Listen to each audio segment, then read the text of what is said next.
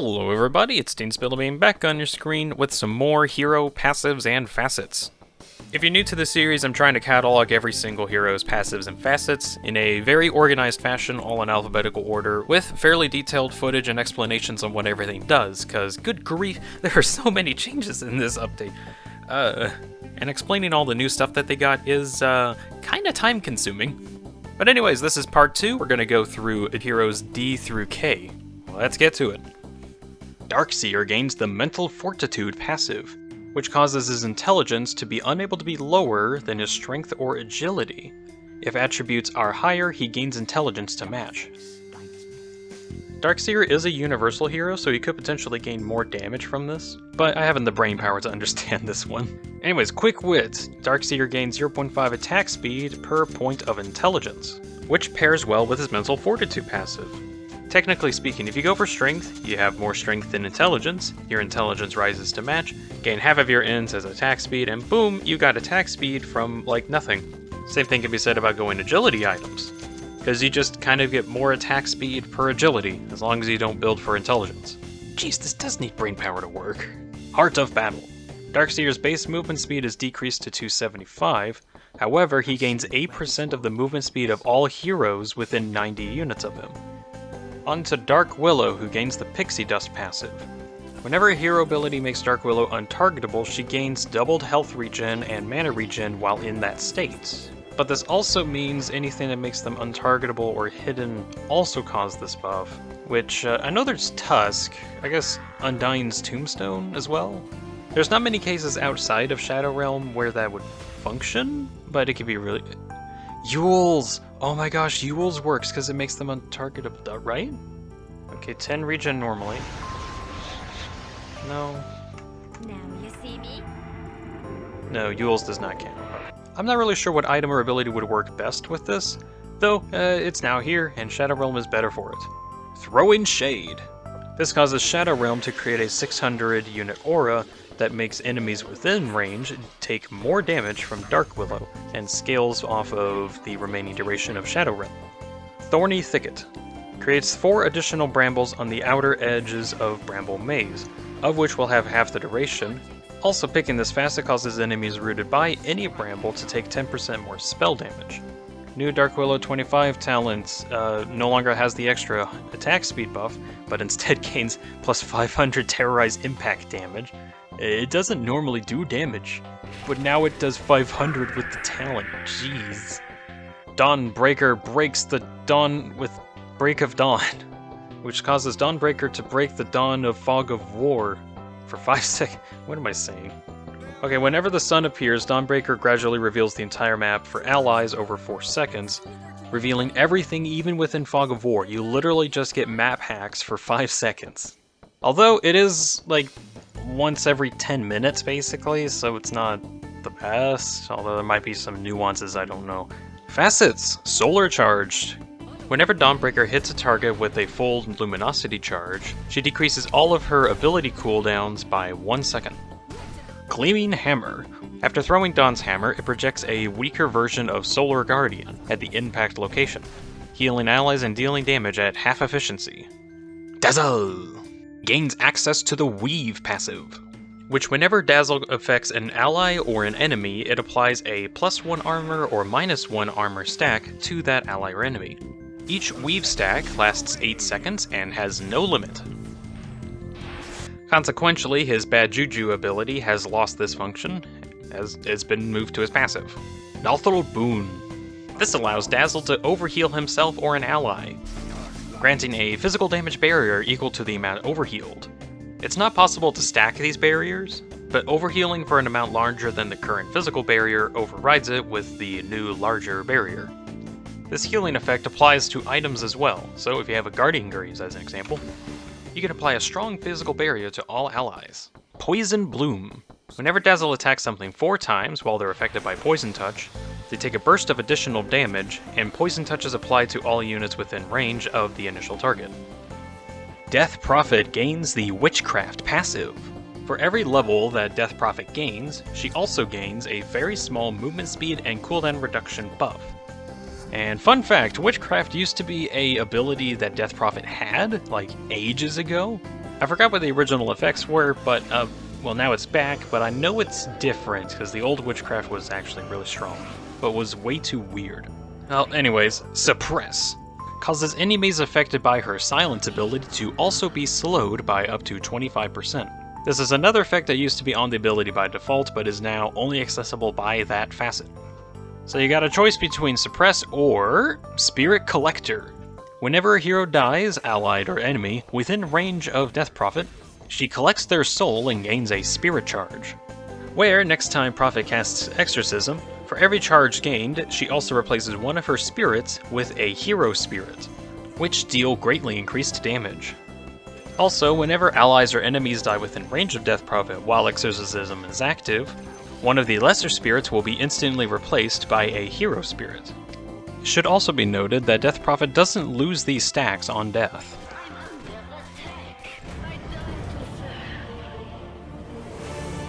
Disruptor gains the Electromagnetic Repulsion passive. If Disruptor takes too much damage from enemies within a close range of him, he'll perform a repulsion effect, forcing all enemy units a safe distance away from Disruptor. This effect has a 4-second cooldown.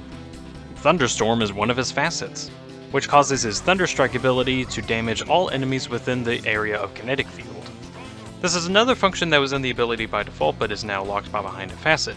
This is due to his second facet, Kinetic Fence, which replaces Kinetic Field with a different ability. Normally, after a short delay, Kinetic Field forms, preventing enemies from passing through it, making it an easy way to prevent enemy movement. Kinetic Fence, on the other hand, creates a Kinetic Wall. This ability has similar properties to Kinetic Field, though comes with 2 charges, providing a different way to disrupt the battlefield. Doom brings the pain with level, pain.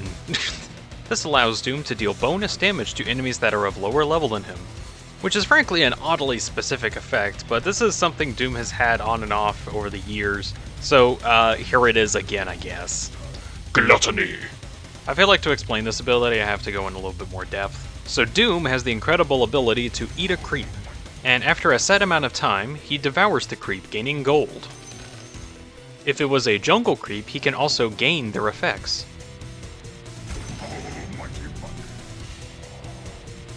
So what Gluttony does is replace his 70-second cooldown with 2 charges of it, though with a much longer restore time, with the added effect that stolen creep abilities are leveled up by 1, where basically some creeps that you find in the jungle can have their own abilities, and as the game goes on they'll eventually gain a level, but with Gluttony he can get that sooner.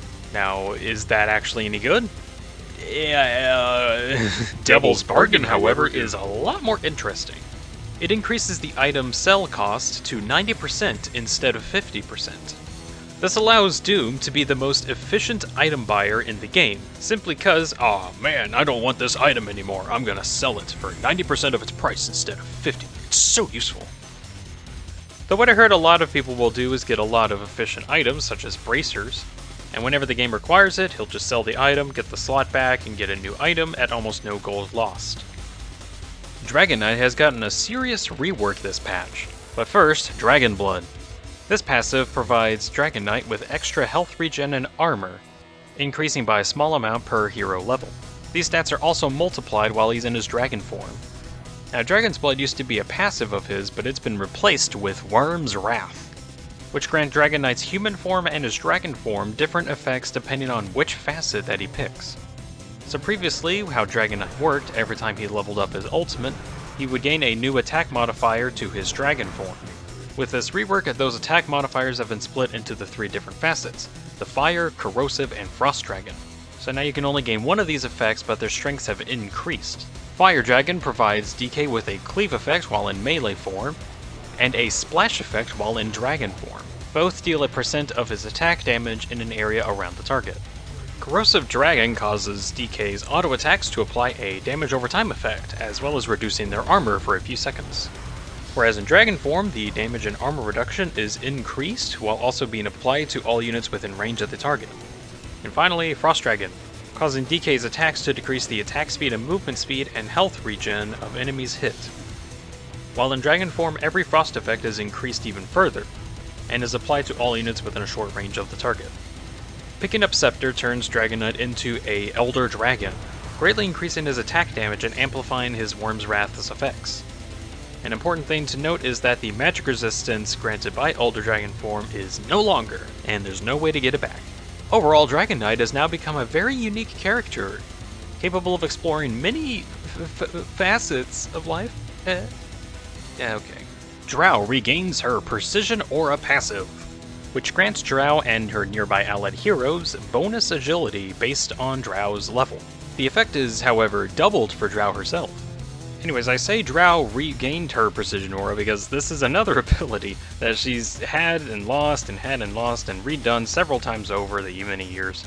If you haven't figured out by now, whenever Dota adds new and experimental things, they kind of dig up old effects that heroes had before and try to see if they can implement them again. And sometimes they go away, maybe like Doom's Level Pain passive.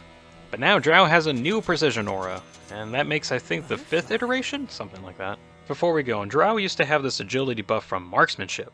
And normally how marksman works is that she loses all passives from the ability when enemies are too close to her.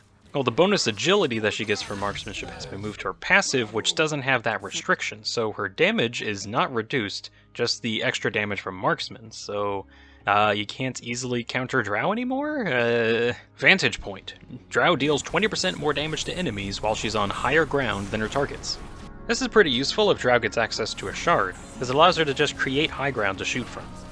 Sidestep.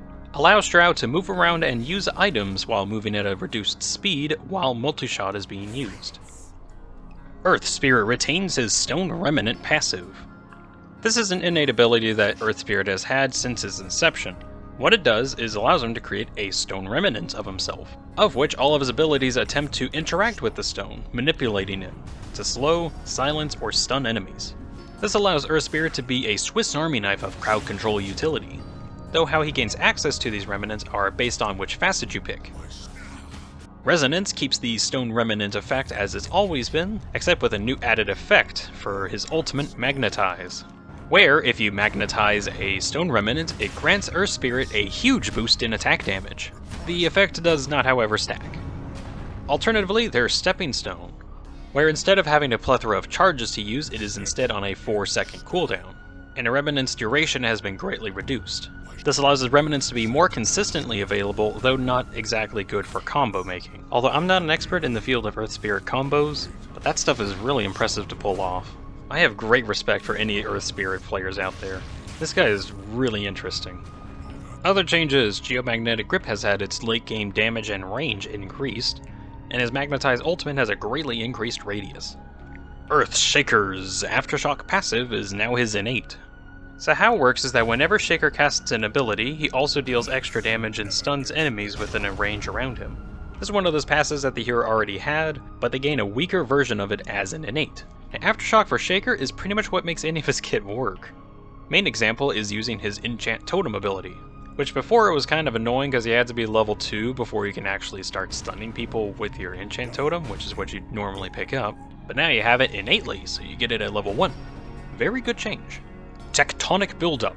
Aftershock's effect radius increases by 50 for every 10 hero levels Shaker has.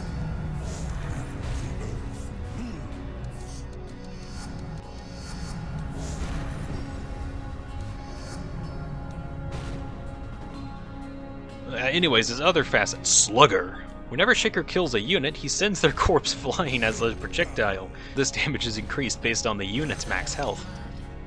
This is one of those cool facets, because this gives Shaker a ranged option, because before, he needed Blink Dagger in order to hit anything at range. Now he has Slugger.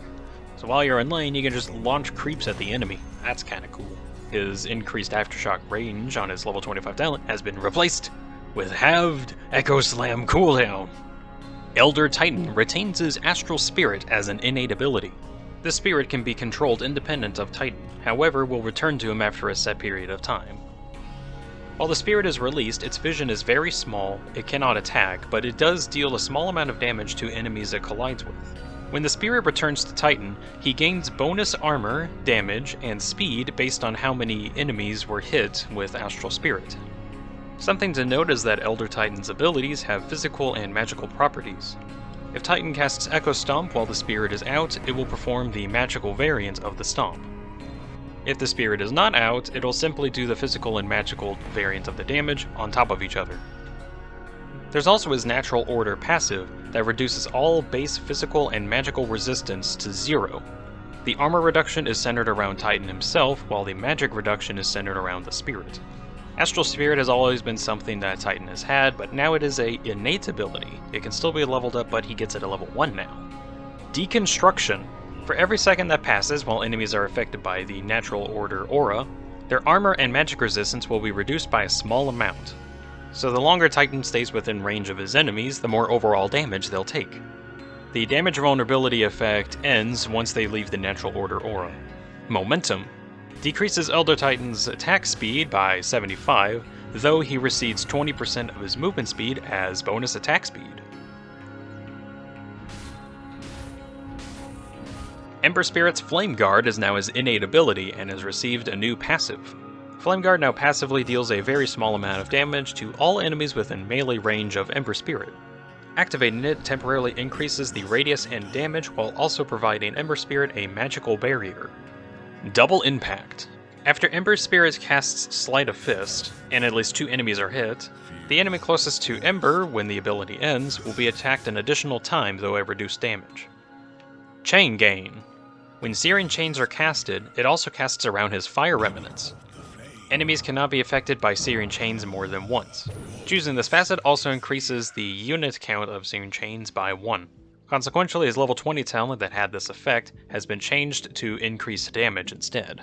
Enchantress gains the Forced Freebie passive, which allows Enchantress to gain an additional neutral item token if she ever would receive one normally. This also pairs with a change to her Enchant ability. So Enchant has 2 main uses. You can use it on enemy heroes to reduce their speed by a large amount for several seconds, or it can be casted on a creep, and it allows you to control it for up to 2 minutes. Main thing to note is using this ability on a jungle creep guarantees a neutral item drop. So due to her passive, she actually gets 2 tokens instead. Enchantress just asks them nicely to give them items. What are these tokens used for, if you don't know? Why, getting free items, of course. The only time you ever get access to these items at all is if you spend time in the jungle, so now you have to spend less time, if you're Enchantress. Overprotective Wisp. This adds a passive component to Nature's Attendant, where whenever she takes too much damage from enemy heroes, a Wisp will spawn on its own and heal her for the next 4 seconds. There can be no more than 4 of these overprotective Wisps at a time. And each Wisp, no matter if they're a normal one or an overprotective one, heals Enchantress for 16 health a second. Spellbound grants additional attack range to Enchantress while attacking enemies affected by enchant. This facet also increases its cast range. One change to note is that her level 25 Nature Attendant's heal has been replaced with 12 additional Wisps. So not as much healing per Wisp at that point, but more Wisps in general, so just everything gets healed. Enigma gains the Gravity Well passive. Allies of Enigma gain damage reduction based on their distance from Enigma himself, reaching its minimum at 0% when about attack range from Enigma, whereas it's 15% when within melee range. Enigma himself, however, does not get this effect. Event Horizon. Enemies within range of Enigma have a 15% move slow penalty while moving away from him. Splitting Image. When Enigma takes a large amount of damage from any source, he spawns an Eidolon next to him. These Eidolons have a reduced golden experience bounty. Faceless Void gains the Distortion Field passive. This causes enemy projectiles to fly at a decreased speed when they get too close to Void. Please note that this only affects attack projectiles and not ability projectiles. Temporal Immunity. Normally, Time Walk negates any damage taken within the last 2 seconds. But now with the facet, this is extended by 1 second after the cast, which practically grants him damage and vulnerability for a whole second. Which a second isn't that long, but you can ignore a lot of damage with this.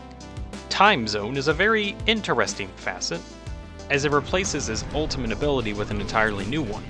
How about some compare and contrast? So, normally Void has access to Chronosphere, which halts the flow of time within a sphere of influence, such that all units within literally cannot move or perform actions, save for Faceless Void himself. This area affects both allies and enemies, so it's really easy to mess up your buddies if you're not careful. But being able to freeze enemy movement for up to 4 seconds is insanely powerful. And there's almost no counterplay either. Once you're stuck in there, you can't get out. Chronosphere is widely regarded as the best ability in the game, just for the insane amount of versatility and reliability Chronosphere has.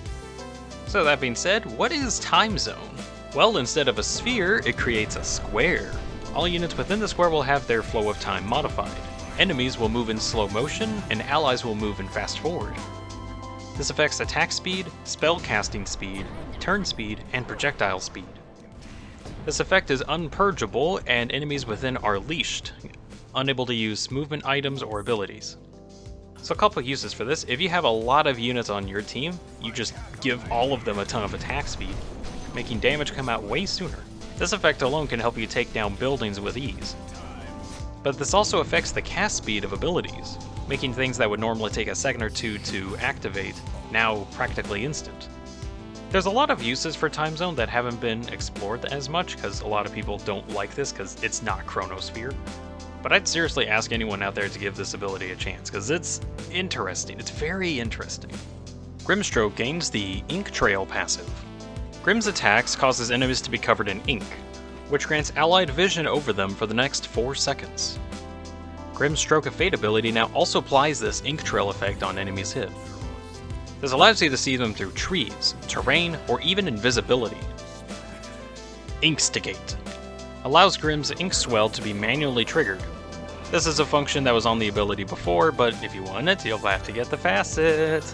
Alternatively, Fine Art, allowing you to control the path where the ink goes after it ends. Picking this Facet also increases its damage by a small amount. Okay, quick aside, I found a typo. So if you look at the ability, it says you can manipulate the ink's travel path. Okay, fair enough. However, in the patch notes, it says you can curve its trajectory. I only mention this because me and my friends were looking at the patch notes. I was reading off the hero kits while they were reading off the actual patch notes, and one of my friends was like, "What? Why are you saying manipulate? It says curved path." And I'm like, "No, it says manipulate over on this area," and they didn't believe me, so now you have to believe me. Gyrocopter gains Chop Shop. This allows Gyrocopter to disassemble any item into its base components, and you can also sell the recipe for its full cost.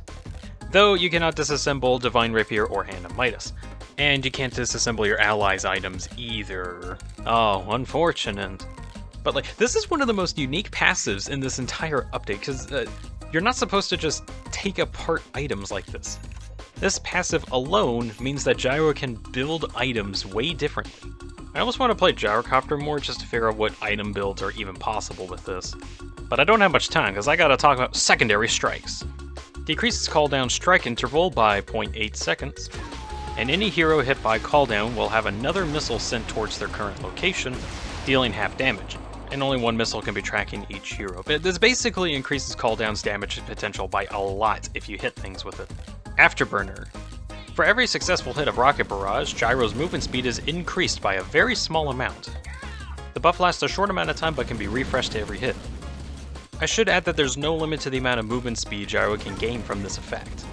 So if you just so happen to get a late game Force Boots, you have uncapped movement speed, and now you have like really uncapped move speed. Not for very long, but you know. Also, Gyro's level 25 talent no longer provides global cast range for cooldown. That is something important to note. Hoodwink gains the Mistwoods Wayfarer passive. Her Scurry ability has also lost a couple effects. The evasion part is now in her passive. Anytime Hoodwink would get attacked, there is a chance for her to redirect it to a nearby tree. But don't get it wrong, this effect is still treated as evasion, so it can be countered with True Strike. But could you imagine this squirrel being like a martial artist deflecting bullets to trees? That's just funny. Meanwhile, the extra attack and cast range effect has gone to Go Nuts, where while Scurry is active, Hoodwink gains extra attack and cast range for the duration. Tree Bounce Trick Shot. If there are no enemies for Hood's acorns to bounce off of, it'll instead look within range for a tree, and use that to bounce off of instead. Huskar gains the Blood Magic passive. This makes Huskar no longer have mana, and converts the mana costs of items and abilities into health costs, which are dealt to Huskar as magic damage and thus reduced with magic resistance. Also, because Huskar has no mana, Mana Burn does not deal its bonus damage. Bloodbath causes the Life Break ability to apply its movement and attack speed slows to all enemies within range of the target. Nothal Transfusion. Life Break now also heals Huskar's allies within a short range of the target for 100% of the damage dealt. Huskar is not affected by this heal. So, notable changes. Inner Fire no longer disarms people. It is instead a silence and has a longer cast point. Why was this a change? No idea. Also, some of his abilities have had their magic resistance that they grant slightly increased, and his level 25 talent that makes his spears do pure damage has been replaced with extra duration instead. Man, poor Huskar, he's a cool dude, but like... Invoker has been elevated to the level of Mastermind with his new passive. Invoker gains a small amount of experience whenever he denies a creep. This is based on how much XP that creep would have given. Now, this feature actually was in the game for all heroes like years ago, but I think for balancing reasons they took that away, but only Invoker has this now, only him. Quick explanation on what Invoker actually does before I talk about the facets. He's one of the most complex heroes in the entire game, having access to 14 different spells as opposed to everyone's normal 4 to 6. However, to access those spells, he needs to activate Quas, Wex, and Exhort, and then invoke the spell. There are 10 different spells for Invoker to invoke, however that's not going to be in this video. We're going over his facets, which grant him extra passive effects based on how many charges of Quas, Wex, or Exhort he has. Agnostic. This provides Invoker passive effects based on the level of Quas, Wex, or Exhort, in where he doesn't need to have a charge active in order to gain its benefits. Quas modifies Invoker's attacks to apply a damaging debuff that deals a small amount of damage over a very short amount of time. Wex provides a small amount of attack speed, and Exhort grants extra bonus damage. Elitist, on the other hand, grants Invoker extra buffs based on how many charges of Quas, Wex, or Exhort that he has. Charges of Quas restore health to Invoker every time that he successfully attacks something. Charges to Wex grant him stacking movement speed buffs. Charges of Exhort modify Invoker's attacks to apply a spell damage vulnerability debuff based on how many charges. Also, his level 25 talent doubles the effects of Quas, Wex, and Exhort. Other changes, Invoker's abilities have had all of their cooldowns reduced by 2 to 4 seconds. Io gains the Seer passive. Throughout the Dota map, there are these things called Watchers. They provide a small amount of vision to the team that last captured them. What Io does is make these Watchers slightly more effective, allowing his entire team to take 1 less second to activate these Watchers, as well as increasing the vision they provide by 300. Not the most flashiest passive, however having extra vision is kind of nice. Io's facets grant extra effects to Overcharge, granting extra attack speed and spell amp with Kritzkrieg, or extra armor and magic resistance with Medigun. Yes, these are TF2 references. Jakiro gains the Double Trouble passive. Taking full advantage of the fact he has 2 heads, he shoots out 2 projectiles. Every time Jakiro attacks, he launches a second attack after a short delay. However, his overall damage is reduced by 50%. Not only does this make sense because he has 2 heads to shoot projectiles from, but main uses is some heroes have things that just require hits to destroy, namely Phoenix's Supernova or Undying's Tombstone. This can also apply to wards in general, or even couriers. I should also note that because he attacks twice, this also means on-hit effects from items could potentially happen twice. So it might be worth experimenting with on-hit modifiers like Bloodthorn, Maelstrom, or even Basher. Which how good that actually is, I don't know, I don't play Jakiro much. His facets are a little unique, where it gives him access to an attack modifier based on which facet he picks. Previously, Jakiro had access to Liquid Fire from the start, which sends off a flaming projectile that reduces attack speed of enemies hit as well as dealing damage over time. The burning effect also dealt damage to buildings, which makes him a great structure destroyer. As for Liquid Frost, he used to gain access to it with his old shard. However, there's been some changes. Jakiro can now replace Liquid Fire with Liquid Frost instead, and this new Frost attack deals extra damage to enemies and applies a debuff that causes them to be slow and take extra damage from Jakiro's attacks and other abilities. Jakiro's new shard effect applies an extra amount of damage based on the target's max health. Just note that this max health effect doesn't deal extra damage to buildings. He also has a new level 25 talent that allows him to access the other facet that you didn't pick. So nearing the end of the game, you can both have Liquid Fire and Liquid Frost. Juggernaut gains Duelist, increasing damage to enemies that are facing him by 10%. This bonus damage is always dealt during Omnislash. Bladestorm.